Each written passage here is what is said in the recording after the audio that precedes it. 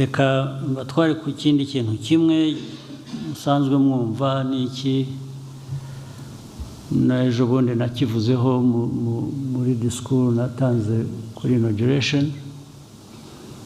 hanyuma nindangiza nsoze tube dutahanye ibyo ngibyo ibindi bizaza hanyuma ku akarere turimo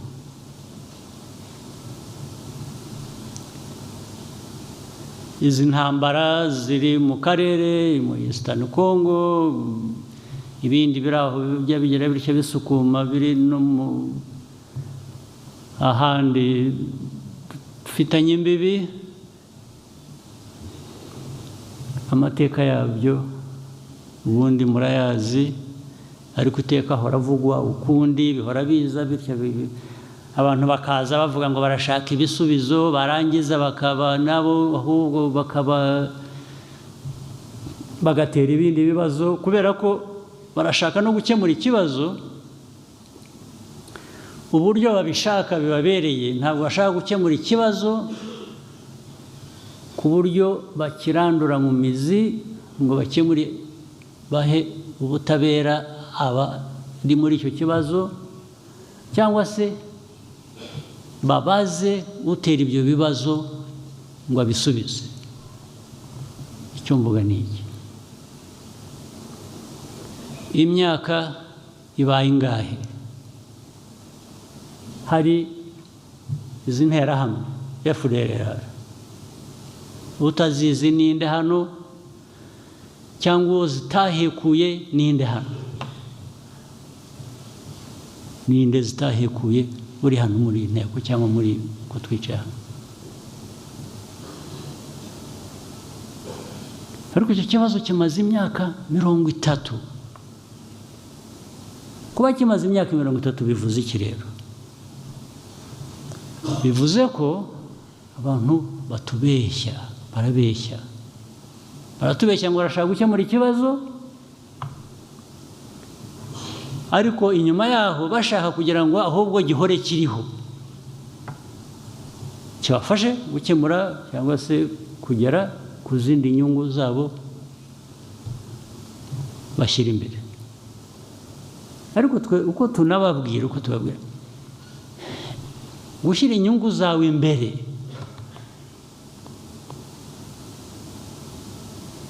twe ntabwo bitureba nta nubwo twarwanya inyungu zawe ntabwo turwanya inyungu zawe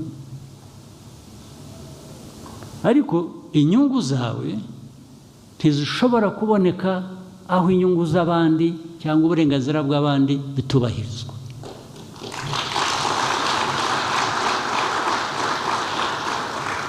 nta naho bigonganira ntabwo bigongana kugira ngo ukore ikintu kizima kandi wubahirize ubone n'inyungu zawe washakaga bigonganira he icyo ni kimwe icyo turakivuze ikintu cy'interahamwe barangiza bagahimba interahamwe zari zaratashye hanyuma u Rwanda ruzigarura muri Eastern Congo kugira ngo bakore exploitation babone uko batwara ubukungu bwa Congo ariko ubukungu bwa Congo bigiye ntwara wowe kuki utabukoresha we nyirabwo ko mbona abantu bawe bakennye nk'abangi hano cyangwa bari no hanyuma kuki utabikora kwanza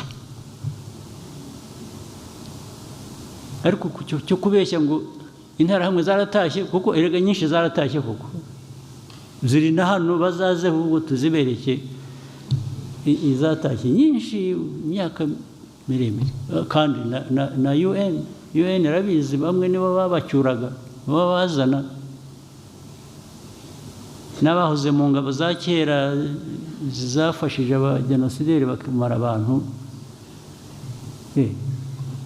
icyaka bagera bikanahimba ngo ariko urabizi mu Rwanda nta nubwo tuzi abapfuye n'abishe ntabwo baza hari ahantu usanga imvugo ari ukuvuga ngo mwitonde ibintu bya genocide ababikorewe hari n'abandi bapfuye rwose hari ubwo ariko iyo bikorwa n'abantu bafite imbaraga urabihorera ugakora ibyo ushoboye. Icyo ni ikindi kikaba ngo ni bakeya, abicanyi bake bababaye cyangwa bibavanaho icyaha gute? Abicanyi bake, ariko ababivuga ubwabo muzi ibintu by'iterabwoba, terrorists kujya guterera ahantu hejuru se bagomba kuba bangahe? isi irwana n'abantu batanu bageze batya batanu bakoze igikorwa cy'iterabwoba. Ibyo kuri bo nibyo biremereye kurusha abantu bishe abantu miliyoni y'abantu hano bari aho bari hariya bafite intwaro bahabwa intwaro na training n'ibindi byose na leta ya Kongo. Kuri ibyo niyo dukwiriye kubigendamo buhoro tugaceceka. Hejuru y'ibyo dufite abantu bari persecuted bava muri Kongo, mu Eastern Congo, hano mu Rwanda 130,000 130,000 n'abandi barazaga buri cyumweru barambuka bakaza.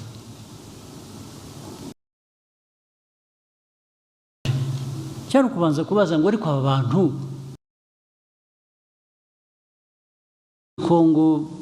Kongo ikabarambirwa bakabirukana bakwiye bataha iwabo, ni abanyekongo ariko badashakwa muri Kongo kubera politike mbi. Muri ibyo byose bigomba gukemuka ni iki? Ariko ikibazo cyakemutse ni uko aba bantu ari abanyekongo. Ntawuza dushyiraho igitugu ngo tuvuge ngo Kongo ntibashaka kubera ko ufitanye amasano n'Abanyarwanda n'Abatutsi, nibasange bene wabo hakurya mu Rwanda batuvira. Ufite uburenganzira ki bwo gukora ibi ngibi?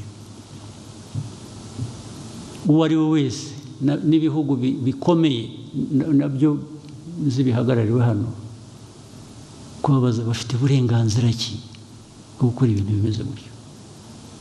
Bafite uburenganzira ki bwo kuvuga ngo aba bantu nibagume hano? Ikindi kiriho rero ni iki? Bari hano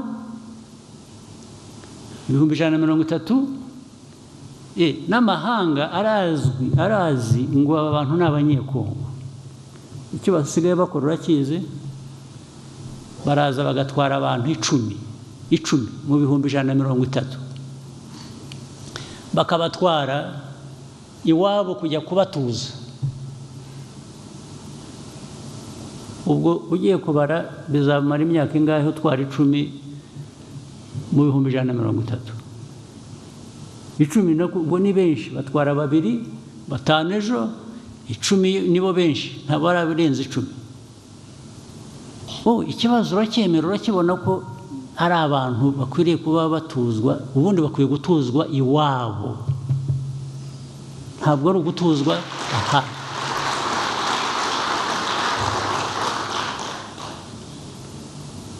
Warangiza ugahindukira ikibazo ukakigira icy'u Rwanda, ukakigira icyanjye, ukakimbaza.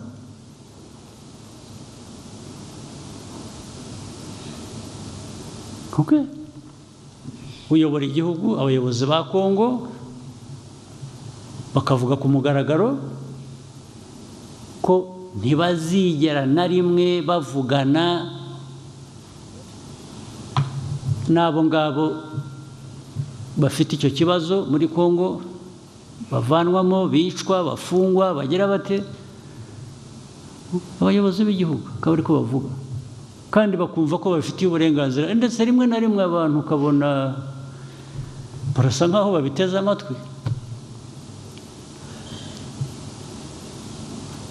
Ndetse haba hariho uburyo bwo kugira ngo bikemure, bagatangira u Rwanda murebe neza, musigaye mwumvikana nabi.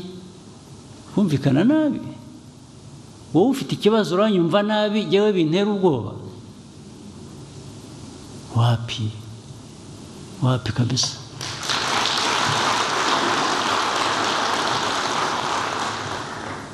Hari nabo nibutsa, nibyo navugiraga hariya kuri stade. Ubwo bakambwira ngo vugana n'aba bantu barwanira, ukavuga ngo urebe ngo bashyire intwaro hasi, ngo tubashyire ahantu, hanyuma ibyo tuzakora tuzabitekereza. Ariko ibyo simbizi, wenda bazabyemera. Ubundi uko mugenza abantu banyu nta nubwo mukwiriye kuba mubimbaza, ariko iyo ufashe abantu nabi ukabambura uburenganzira bwabo bifite ingaruka. Ndetse nkabongereraho nariko jyewe mubwira muzi aho naturutse,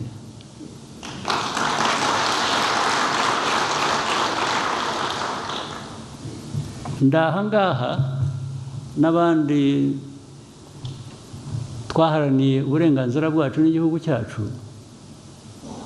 nta muntu n'umwe ku isi wigeze abiduha nka gift.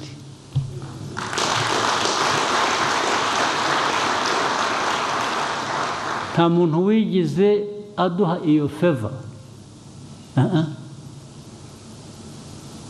Wenda abandi hari abadashoboye kurwanira ibyabo, batinya no gupfa, ariko twebwe tudatinya gupfa, uzatwizanaho uzatugwaho rwose.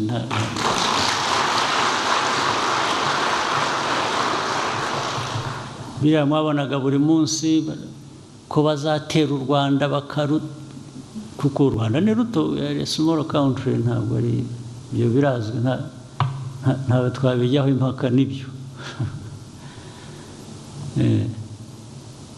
Small country, but our rights are as huge as of these big countries. It comes to our rights.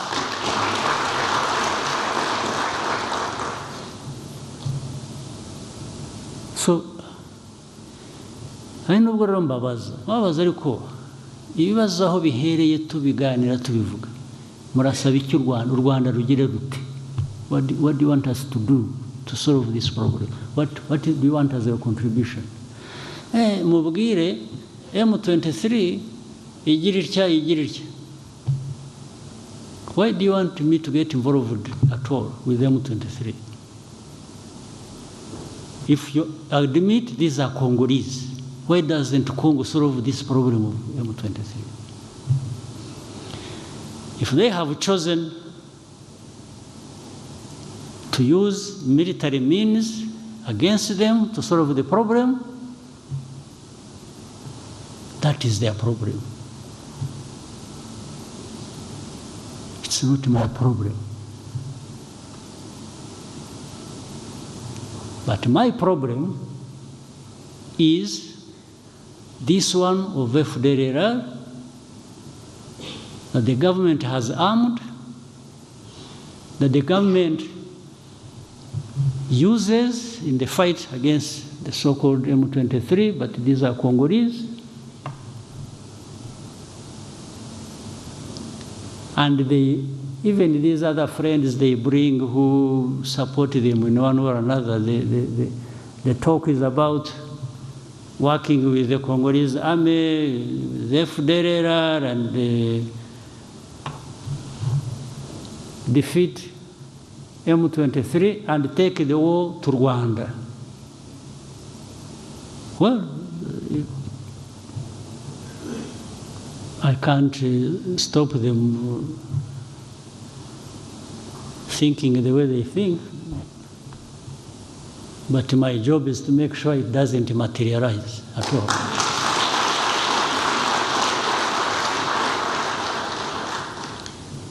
But ikindi muvane abasirikare banyu muri Congo, muvane RDF muri Congo. So the question is, RDF rega kwiri muri Congo yajyanyeho n'iki? Kucyibwira ko yabiri muri Congo yagiye kugira gute? Niba uzi icyayijyanye rero, niba urishobora kwiriyo muri icyo kibazo, muri icyo kibazo, hanyuma noneho ubaza u Rwanda utari ko abasirikare b'u Rwanda mwohereza muri Congo nijoro ku manywa bakaba bavuyeyo cyangwa bagumayo, kuki bagiye ko ikibazo twakirangije? Ikindi bakwiye guhagarika ni ugufata ikibazo cy'abanyekongo bakakigira icyacu, hanyuma warangiza ukavuga ngo wowe ugira icyo ukora hano,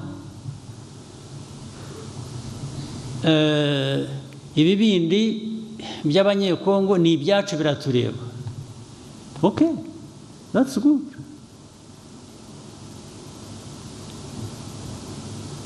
If you admit that these are Congolese, then don't use their existence in Eastern Congo against me by saying I'm supporting them.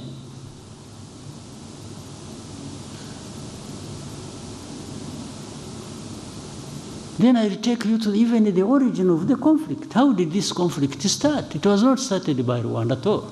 You are accused of having to get involved on the other side of the people you don't want in Congo, or you are accused of whatever.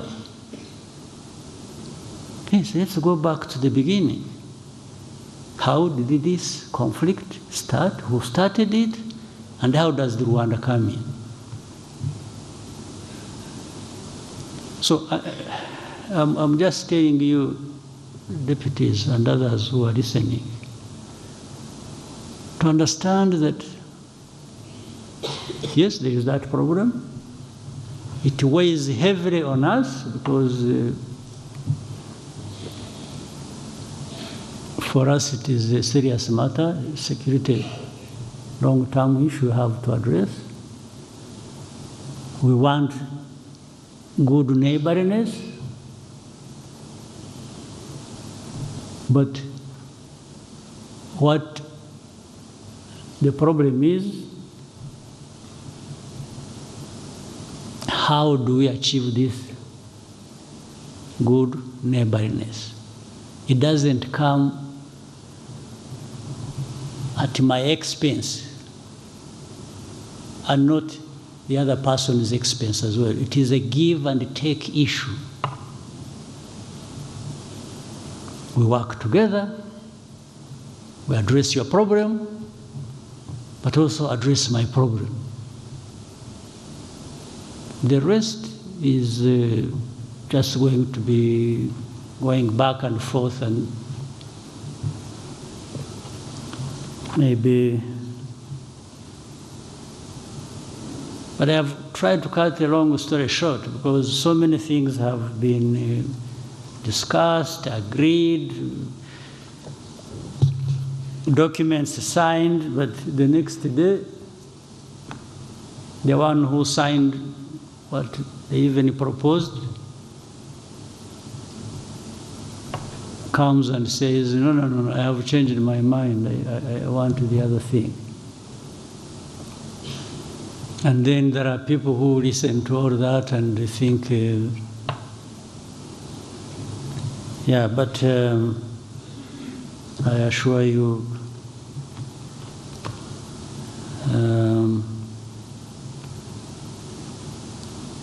muzareke gusa gutuma abantu bamwe banyura muri ka kajagari nahereyeho hari ubwo bananirwa kugeza aho bagushakaga mu buryo bundi nk'ubwo navugaga bugaragara bakanyura mu bindi bijijisha bigenda bikabajya mu mitwe bikabagira kakurangaza ubu hari abazashinga amakanisa bigisha abantu ko buriya dufite intambara ya Kongo inadutera ibibazo kubera ko tutemera Imana hanyuma usangirega abantu babigiyemo kugira ngo kabisa ariko bene ibi biba muri Afurika gusa byaba no mu Rwanda ahandi ntabwo byahaba